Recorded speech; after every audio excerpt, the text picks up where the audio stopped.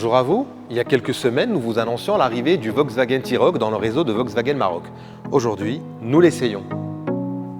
Mais avant, nous irons du côté du groupe Autohall qui vient d'inaugurer une nouvelle succursale, puis nous découvrirons la nouvelle génération du coupé BMW Série 2. C'est parti.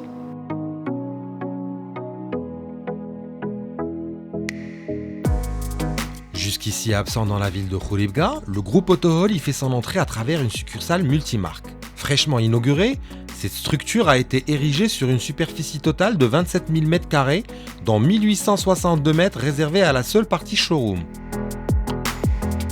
Ayant nécessité un investissement global de 35 millions de dirhams, cette succursale assure la vente de véhicules neufs et d'occasion, le service après-vente et la vente de pièces de rechange pour l'ensemble des marques distribuées par le groupe Autohall. Cette nouvelle représentation porte ainsi à 53 le nombre de succursales déployées dans le royaume par le groupe Autohall, qui dispose ainsi du plus large réseau en fonds propres. Écoutons son directeur général nous en parler. Nous avons le plaisir aujourd'hui d'inaugurer notre 53e succursale sur le territoire national.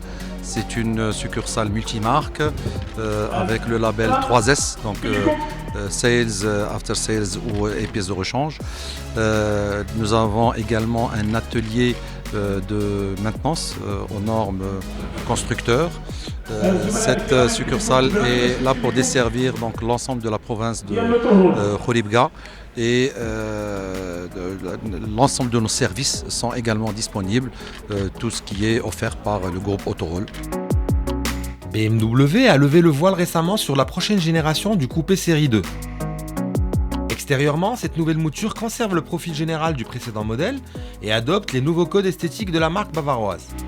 Cependant, le double haricot de la calandre demeure horizontal à l'inverse de celui des récentes BMW comme le coupé série 4. Une calandre dotée de clapets actifs pour optimiser le refroidissement du moteur et l'écoulement de l'air. Esthétiquement toujours, on note une toute nouvelle signature lumineuse à l'avant comme à l'arrière qui n'est pas sans rendre cette petite sportive agressive à souhait. La présentation intérieure change avec l'adoption d'une nouvelle planche de bord et quelques nouveaux détails comme cet éclairage d'ambiance du plus bel effet sur les contreportes. Toujours doté d'une banquette arrière à 2 places, le coupé série 2 conserve aussi son âme de petite sportive, joueuse et fun à conduire. En cela, il pourra compter sur ses motorisations incluant la version diesel 220D de 190 chevaux et la puissante M240i de 374 chevaux. Enfin, pour la voir circuler sur nos routes, il faudra patienter jusqu'en 2022. Alors le T-Roc, c'est tout Volkswagen dans un véhicule relativement petit, puisque le T-Roc ne mesure que 4,23 m, ce qui est à peine plus grand qu'une Volkswagen Polo. Alors c'est tout Volkswagen car on retrouve les principaux codes esthétiques de la marque, notamment cette calandre rectiligne, puis ces passages de roues bien marqués, comme sur un Touareg ou un Tiguan. Ceci dit, le T-Roc revendique sa personnalité avec quelques détails comme ces jolis feux de jour qui s'illuminent aussi lorsqu'on déverrouille le véhicule. À l'arrière, le T-Roc fera tourner les têtes avec son haillon incliné et souligné par cette jolie bande métallique et puis ces blocs de feu joliment dessinés. Sur les 4 versions proposées, la finition sport rend le T-Roc encore plus sexy avec notamment cette teinte bicolore au niveau du toit, les barres de toit anodisées ou encore ces jolies jantes de 17 pouces. Malgré sa compacité, le T-Roc parvient à offrir un bel espace de vie à bord avec non seulement un coffre de 445 litres, mais aussi et surtout une habitabilité suffisante pour 5 adultes, ainsi que quelques petites attentions aux places arrière comme les aérateurs de clim et des ports USB. Un bel espace de vie à bord, d'autant plus que sur cette finition sport, la présentation est assez flatteuse avec une sellerie mixte, une lumière d'ambiance rouge et un toit ouvrant panoramique. Le poste de conduite est typiquement celui d'une Volkswagen et on apprécie la qualité et la rigueur germanique au niveau de la finition et des matériaux.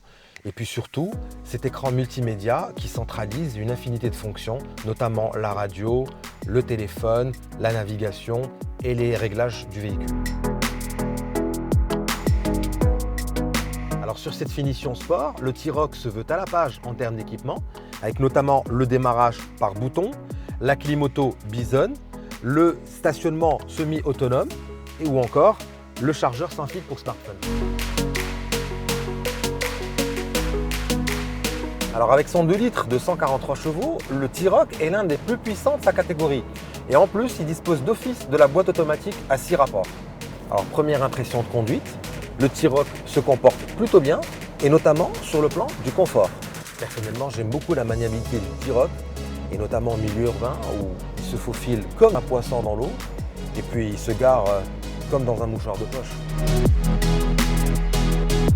En milieu urbain, on apprécie aussi la praticité du véhicule et notamment le frein de parking électrique couplé à la fonction auto-hold qui permet de retenir le véhicule à l'arrêt.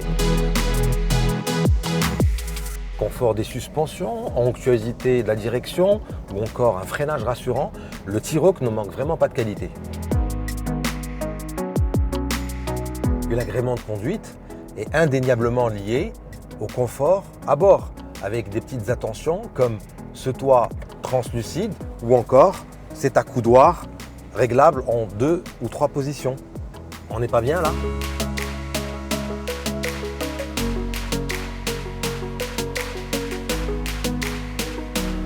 Il reste que toutes ces qualités ont un prix et celui du T-Roc démarre à 279 000 dirhams, voire 335 000 dirhams pour notre modèle d'essai, la version sport.